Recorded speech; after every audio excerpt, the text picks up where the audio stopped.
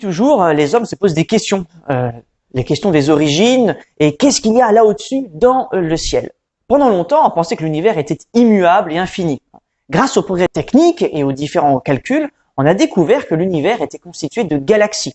Alors la nôtre, la galaxie dans laquelle on est, elle s'appelle la Voie lactée. En fait, ces galaxies, ce sont des centaines de milliers d'étoiles, comme notre Soleil, et aussi plein de planètes. Toujours grâce aux progrès techniques, l'astronome américain Hubble démontra en premier en 1929 que les galaxies de l'univers s'éloignent les unes des autres.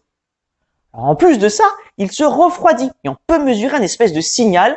Comme après un barbecue, les cendres sont encore un petit peu chaudes, et bien c'est exactement ce qu'on voit. Alors, refroidissement de l'univers, éloignement des galaxies, et en plus différentes théories sur la formation des atomes, eh bien on a pu démontrer que l'univers, tel que nous le connaissons actuellement, a été formé lors du Big Bang il y a 14 milliards d'années. À ce moment-là, la totalité de la matière tenait dans une tête d'épingle avec une chaleur astronomique.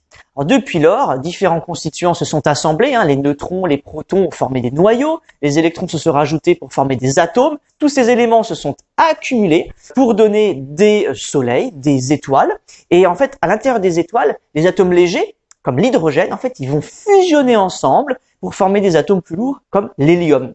Cette opération, elle va continuer avec des atomes encore plus lourds, carbone, oxygène, silicium, fer. C'est ce qu'on appelle la nucléosynthèse. Alors quand il y a trop de fer, l'étoile est trop dense. Elle va imploser.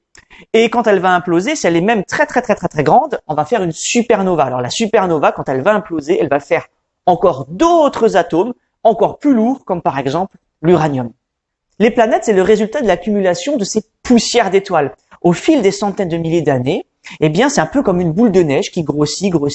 Alors, au début du système solaire, il y avait un nuage de gaz et de matière, ce qu'on appelle le nuage primitif. Tous ces objets, toutes ces petites matières vont s'accumuler. Grâce à quoi? Grâce à la gravitation. C'est la gravité, en fait.